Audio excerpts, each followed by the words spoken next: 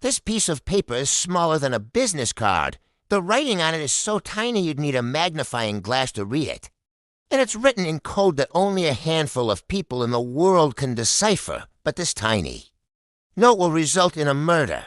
Someone on the streets of California, maybe in Los Angeles, maybe in Oakland, maybe in Sacramento will die because of the order written on this scrap of paper, and that order came from here. Pelican Bay State Prison, a supermax facility in the remote forests of Northern California. Designed to be the most isolated, most secure, most absolutely controlled prison environment in the United States. It was supposed to break the gangs, total isolation, no communication, no contact, no ability to coordinate, organize, or command. Lock them away in concrete boxes and the gang structure would collapse instead. Something unexpected happened. The gangs adapted, they evolved, and Pelican Bay the prison. Designed to eliminate gang power became their headquarters, their command center, their untouchable fortress. From cells where they can't see or touch another human being, gang leaders run criminal empires worth millions of dollars. They order hits on the streets, they coordinate drug shipments, they settle disputes, they enforce. Discipline, and they do it all from the most isolated, most controlled prison environment ever created. This is the story of how America's most secure prison became the headquarters for California's most dangerous gangs, how the Mexican Mafia, Nuestra Familia, Aryan Brotherhood, and Black Guerrilla family turned isolation into power, and how a system designed to destroy them made them stronger. Welcome to Pelican Bay, where concrete walls and steel doors couldn't stop the gangs. They just changed the rules of the game. How Pelican Bay became a headquarters for prison gangs. To understand how Pelican Bay became a gang headquarters, you have to go back to the crisis that created it, because this prison wasn't built to house criminals. It was built to solve a problem that California couldn't fix any other way. Between 1980 and 1989, California's prison population nearly quadrupled. The state was locking up more people than ever before. Mandatory minimums, 3 strikes laws, the war on drugs, and in that overcrowding, the gangs thrived. Because when you pack that many men into confined spaces with nothing to do and no hope of getting out, power structures emerge, and in California prisons, those power structures were gangs. For major gangs controlled California's prison system. By the 1980s, the Mexican Mafia ran Southern California prisons, and Nuestra Familia controlled the North. The Aryan Brotherhood dominated white inmates through fear and ideology, the Black Guerrilla. Family operated with military discipline and revolutionary rhetoric. Between 1970 and 1985, there were more than 1,100 inmate homicides in California prisons. 1,100, that's one murder approximately every 5 days for 15 straight years. Guards were being assaulted at unprecedented rates. Entire facilities went on lockdown for weeks at a time. California legislators demanded answers. How do you control inmates who can't be controlled? How do you break gangs that operate from behind bars? How do you protect guards and inmates from organized violence when traditional security measures have failed? The answer was isolation, total, absolute. Unbreakable isolation. If gang members can't communicate, they can't organize. If they can't organize, they can't coordinate violence. If they're completely cut off from each other and the outside world, the gang structure will wither and die. Construction began in 1987 on a 275-acre site in Crescent City, California, a tiny logging town in the far northwest corner of the state, -1 miles from the Oregon border. The location was deliberate, remote, isolated, surrounded by hundreds of miles of dense redwood forest. Even if an inmate escaped the facility, they'd be lost in wilderness with nowhere to go. Pelican Bay State Prison opened in December 1989. It cost $217 million to build the most expensive prison in California history at that time. It was designed to hold 1,280 inmates, with 1,056 beds in the security housing unit to ensure the most dangerous gang members would be completely isolated, and the inmates began arriving. The worst of the worst, Mexican Mafia shot callers who'd ordered dozens of murders, Nuestra. Familia generals who ran military-style operations, Aryan Brotherhood leaders responsible for. Countless killings. Black guerrilla family members with revolutionary pedigrees and violent histories, all of them validated gang members, all of them headed to the SHU. This is what they designed. 80 square feet, solid steel door, no window, no human contact except with guards and that. Contact is minimal and controlled.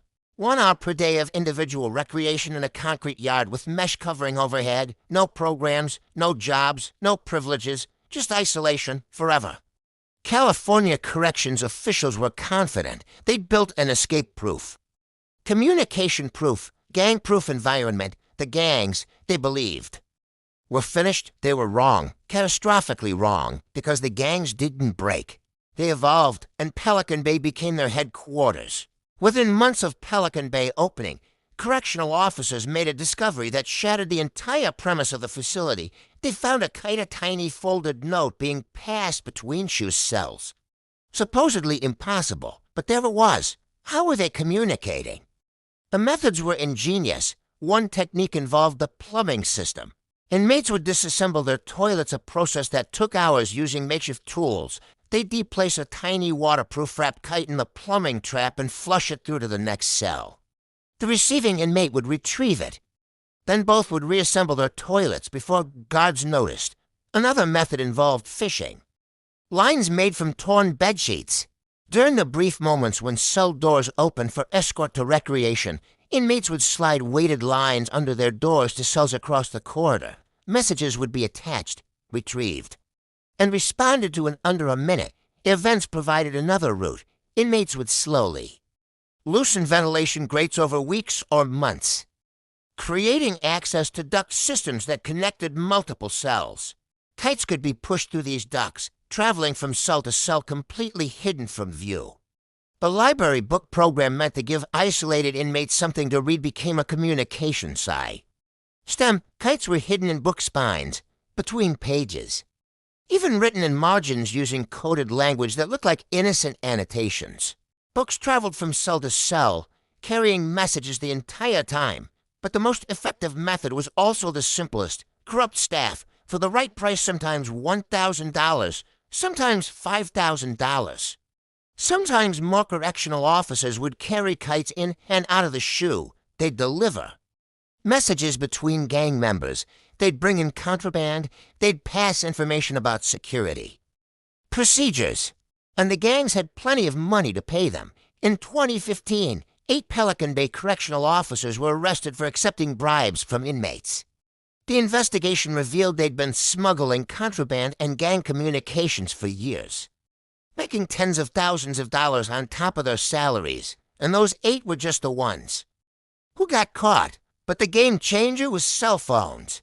As phones got smaller and smarter, they became easier to smuggle. And by the 2010s, despite being in one of the most secure facilities in America, gang leaders in Pelican Bay's SHU had smartphones, with internet, with cameras, with the ability to call, text, and coordinate with anyone, anywhere, anytime.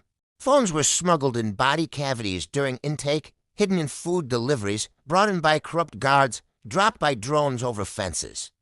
They'd be disassembled, batteries separate from phones, separate from SIM card, and smuggled in pieces, then reassembled inside. And these phones were worth $5,000 to $10,000 inside Pelican Bay because they were more valuable than gold.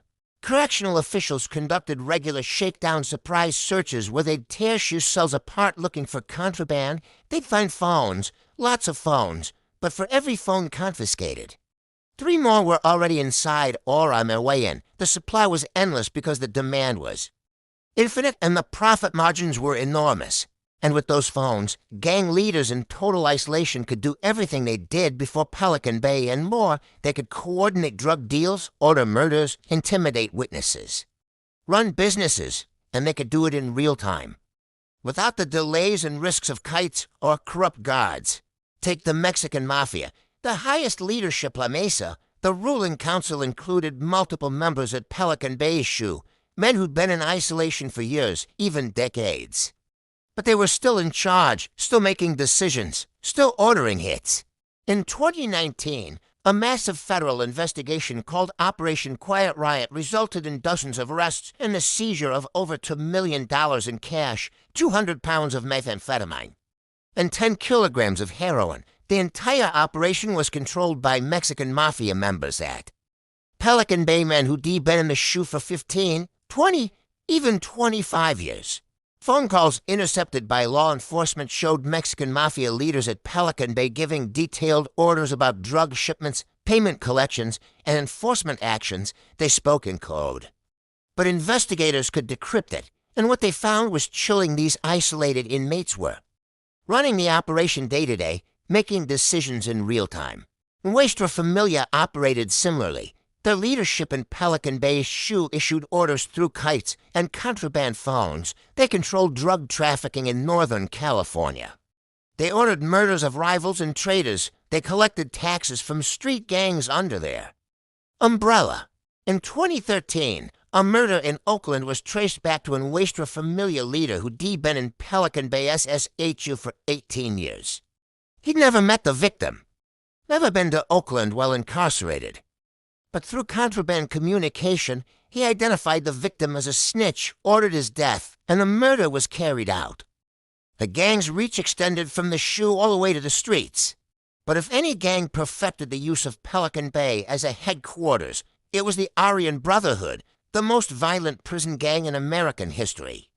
And Pelican Bay became their command center for an empire of terror that stretched across the entire federal and state prison system. Barry Mills, the Baron, the Aryan Brotherhood Supreme Leader.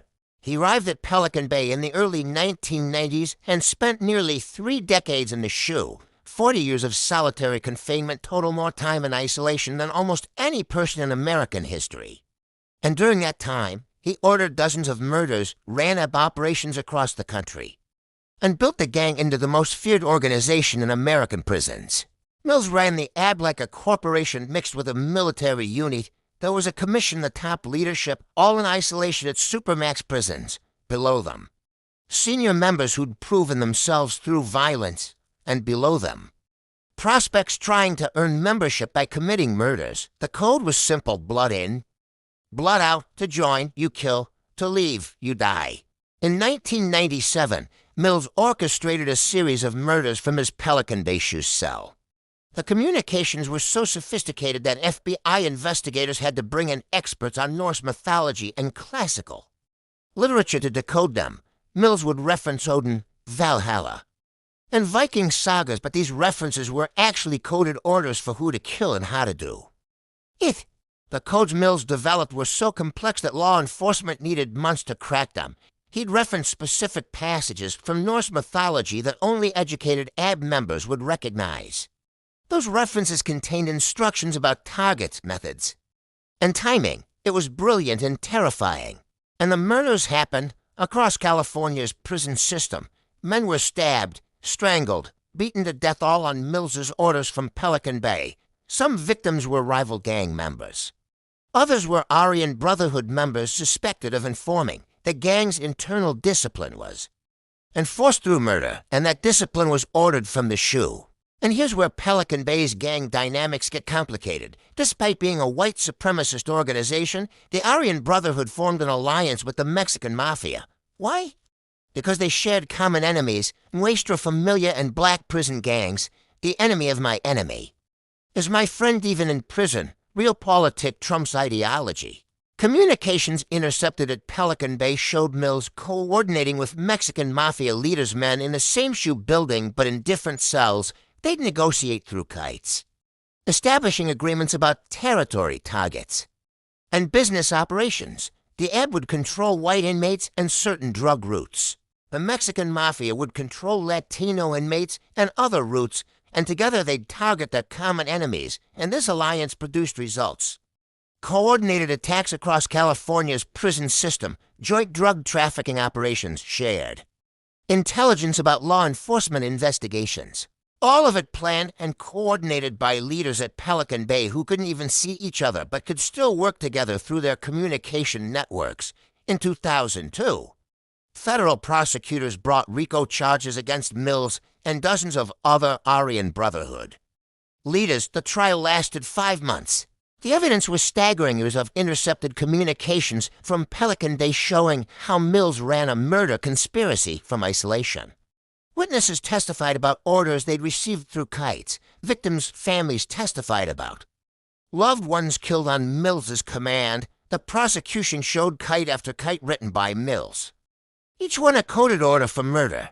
Some orders were carried out and the victims' photos were shown to the jury. Other orders were intercepted before execution and potential victims testified about how close they came to being killed. The evidence proved beyond doubt that Mills ran a murder conspiracy from his Pelican Bay cell. Mills was convicted and sentenced to life without parole, but he was already serving life without parole, so the practical effect was minimal.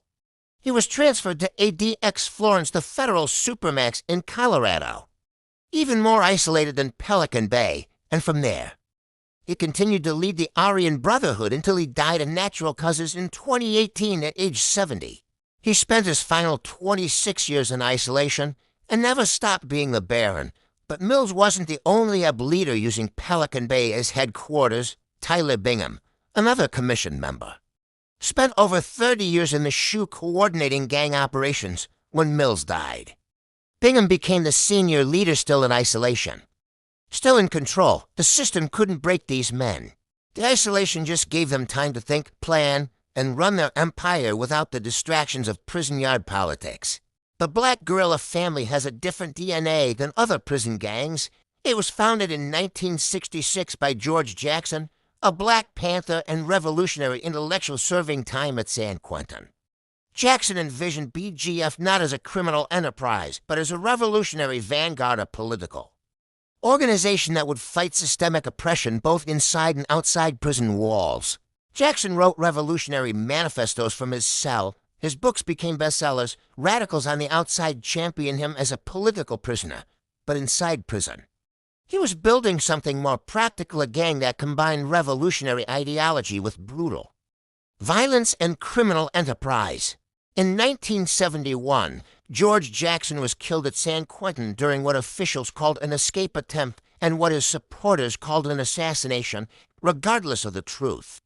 His death cemented his legendary status. BGF members viewed him as a revolutionary martyr, and his ideology mixed with the practical necessities of prison survival became the gang's foundation. BGF maintained its revolutionary rhetoric and symbolism. Members studied revolutionary texts. They spoke about fighting oppression and dismantling the system, but in practice, they operated like every other gang, trafficking drugs, extorting inmates, murdering rivals and informants. The ideology was real. But so was the criminality. Unlike other California prison gangs, BGF expanded nationally. Their strongest presence outside California was in Maryland, where they dominated state prisons. This created a network spanning the entire country. BGF members at Pelican Bay coordinating with members in Maryland prisons and on the streets of Baltimore. In 2013, federal prosecutors indicted 13 Maryland correctional officers for working with BGF. The officers smuggled drugs, phones, and money. Some had romantic relationships with inmates. The conspiracy generated millions in drug profits, and coordinating it all, BGF leaders at Pelican Bay, using contraband phones to communicate with Maryland members in real time, intercepted calls, showed BGF leaders at Pelican Bay giving detailed instructions to members in Maryland. They discussed which guards to corrupt, how much to pay them, what to smuggle. The distance between California and Maryland didn't matter. The walls didn't matter with contraband phones. Geography was irrelevant today. BGF continues to operate from Pelican Bay's SHU. New leaders have emerged to replace those who died or were transferred. New communication networks have replaced those that were exposed. The gang adapts faster than law enforcement can respond, because in isolation, BGF leaders have nothing but time to think, plan, and strategize. July 8, 2013, nearly 30,000 inmates across California's prison system began refusing food. It was one of the largest prison hunger strikes in American history. And it was organized by gang leaders at Pelican Bay, men who spent years trying to kill each other but who united around a common enemy, the shoe itself. The organizers were from rival gangs that had killed each other's members for decades. Todd Ashker of the Aryan Brotherhood, Arturo Castellanos of the Mexican Mafia, Sitawa Jama of the Black Guerrilla family, Antonio Gillen of Nuestra Familia. They were enemies. But they united against a common target, indefinite solitary confinement in the shoe. They created a document called the Agreement to End Hostilities, a truce between gangs that had been at war since the 1960s.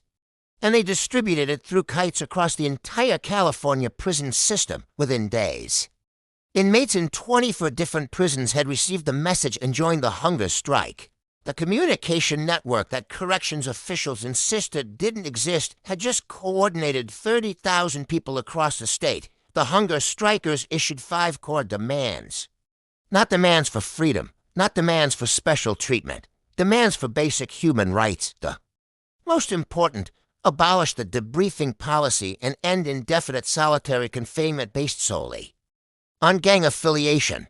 Here's why that second demand mattered. California's debriefing policy was a trap. If you were validated as a gang member, maybe you had gang tattoos. Maybe you associated with known gang members. Maybe you possessed gang literature. You were sent to the shoe indefinitely. The only way out was to debrief, snitch on your gang.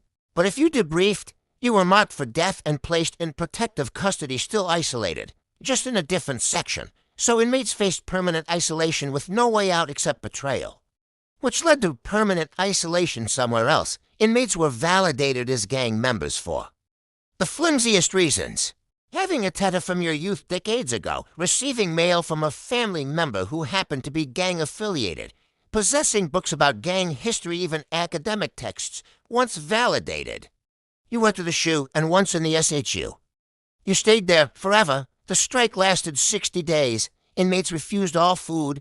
Medical staff monitored them for organ failure. Some lost 50 pounds. Some collapsed, but they held firm, and public pressure on California grew. Outside the prisons, pressure mounted. Families held vigils. Human rights organizations called for California to meet the demands. Amnesty International declared that indefinite solitary confinement violated international human rights standards. The United Nations Special Rapporteur on Torture condemned California's practices. On September 5, 2013, after 60 days, the strike ended. The state agreed to review gang validation procedures and limit the use of indefinite solitary confinement. It wasn't a complete victory, but it was a crack in the system, and it proved something the state had denied for 24 years. Communication networks in the shoe weren't just possible, they were powerful enough to coordinate 30,000 people across an entire state. But the real victory came in court in 2015. California settled a federal lawsuit filed by shoe inmates.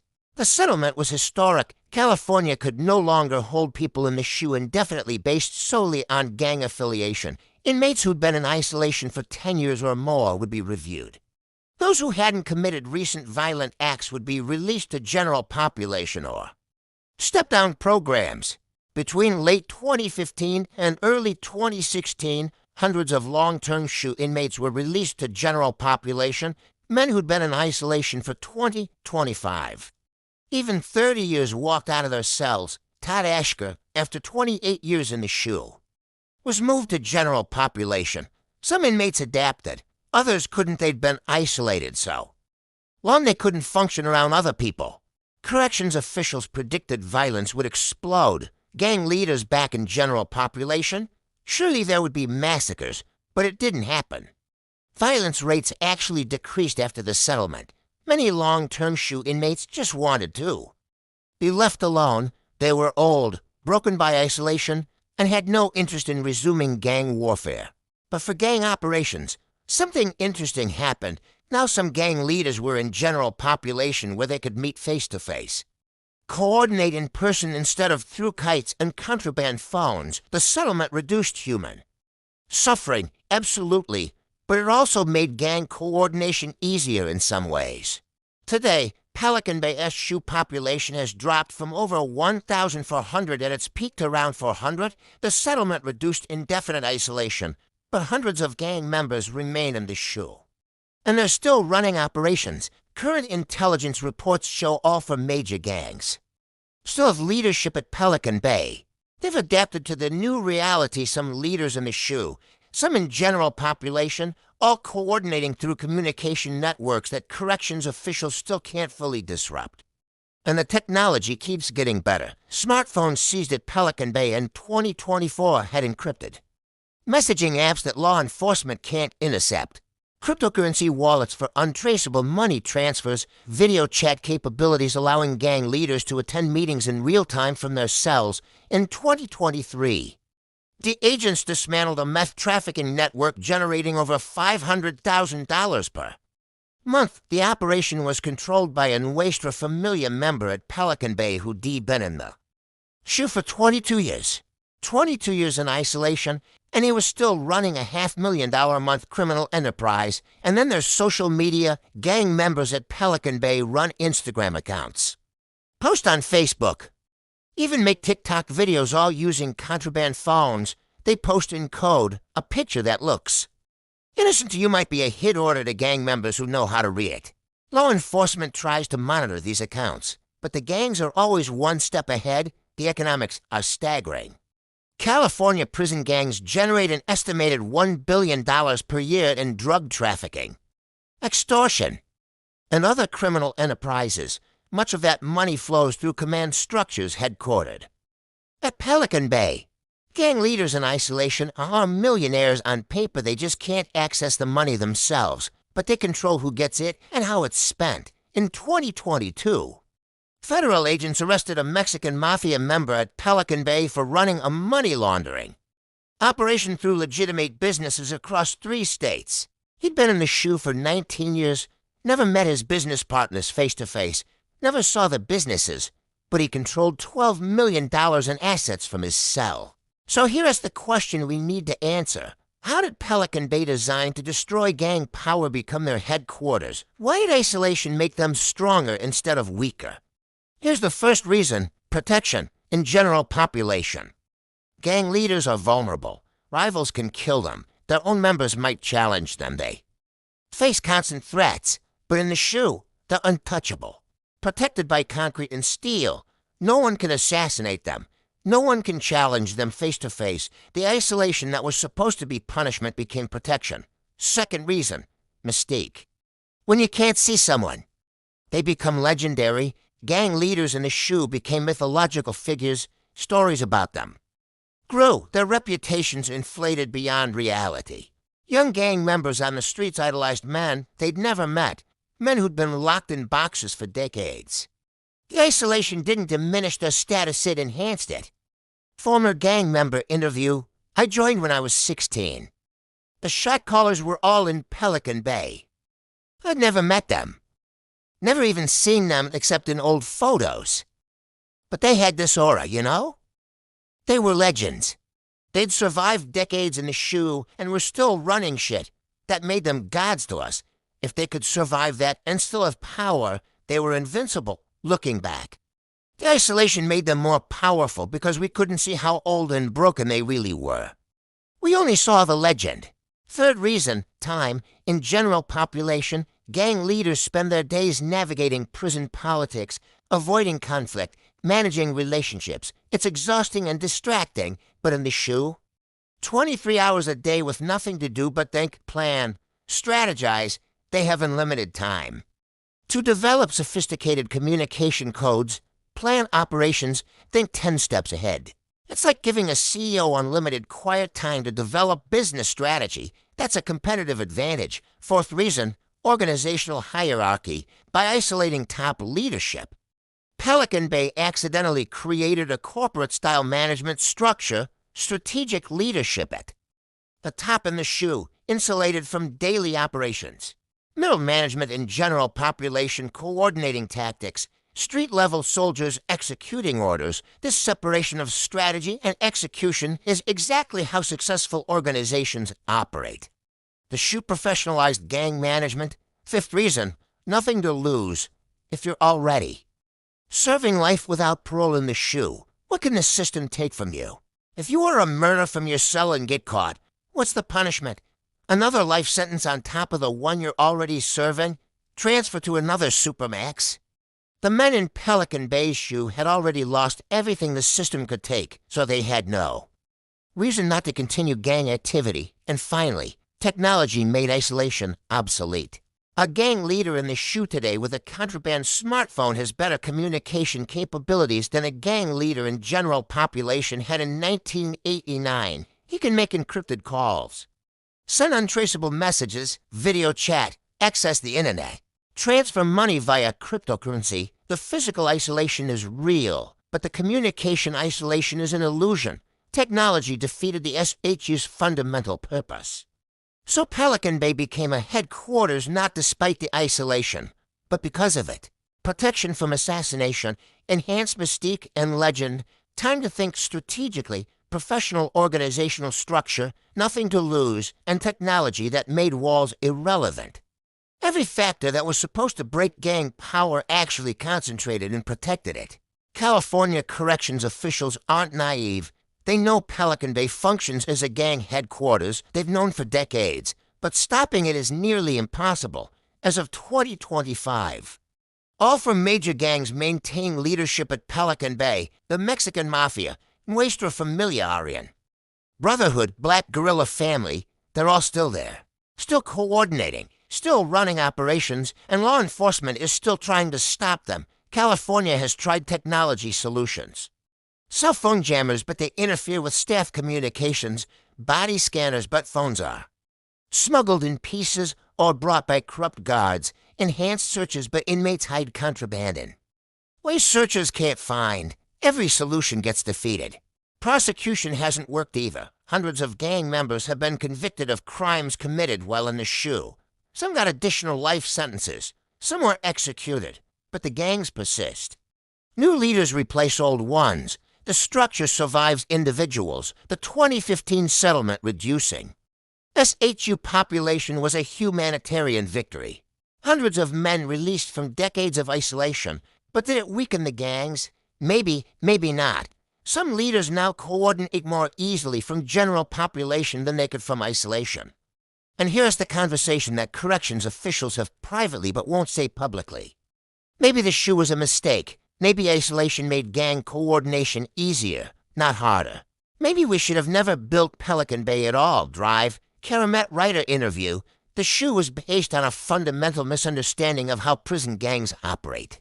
Officials thought isolation would break communication and thus break gang structure. They didn't anticipate adaptation. They didn't anticipate that gang leaders would prefer isolation's protection over general population's chaos. And they definitely didn't anticipate that technology would make physical isolation irrelevant. Pelican Bay is a case study in unintended consequences. But here's the reality. Pelican Bay isn't closing. The shoe population has been reduced. But it's still operating. And as long as it exists, gang leaders will use it as their headquarters. Because isolation, despite all its horrors, serves their purposes better than freedom ever could. So let's return to where we started. That tiny piece of paper passing through a cell door slot. We understand it now. That's not just a note. That's a command from a headquarters. An order from ACO to his organization. Pelican Bay State Prison was built to destroy California's prison gangs, to break their leadership, to eliminate their power. It cost $217 million. It employed thousands of guards. It subjected inmates to conditions the United Nations called torture. It failed.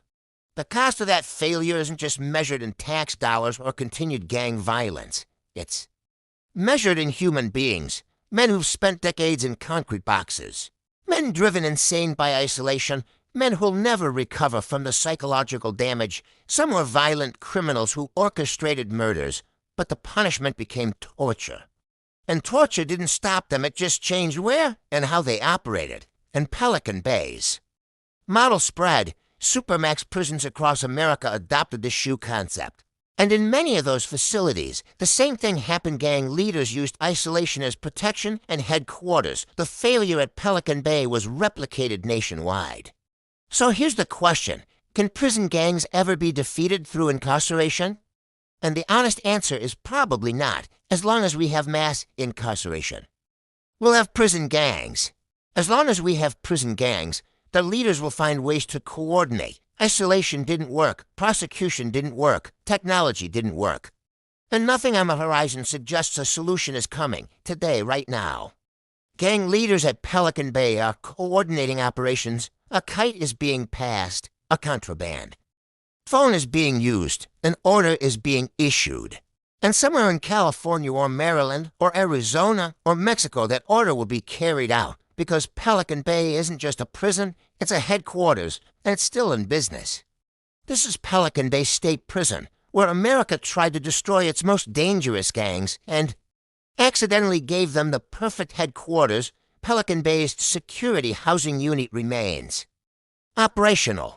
Approximately 400 inmates in isolation, all from major gangs, maintain leadership at the facility. The problem continues. For more information on prison gangs and criminal justice reform, the Marshall Project, www.themarshallproject.org. Prison Policy Initiative, www.prisonpolicy.org. Solitary Watch, www.solitarywatch.org. Center for Constitutional Rights, www.ccrjustice.org. Academic research, Dr. Karamat Writer, 23/7, Pelican Bay Prison and the Rise of Long-Term Solitary Confinement. Dr. David Skarbek, The Social Order of the Underworld. How prison gangs govern the American penal system. Subscribe for more deep-dive documentaries on America's criminal justice system. Share if you believe the story of Pelican Bay needs to be told.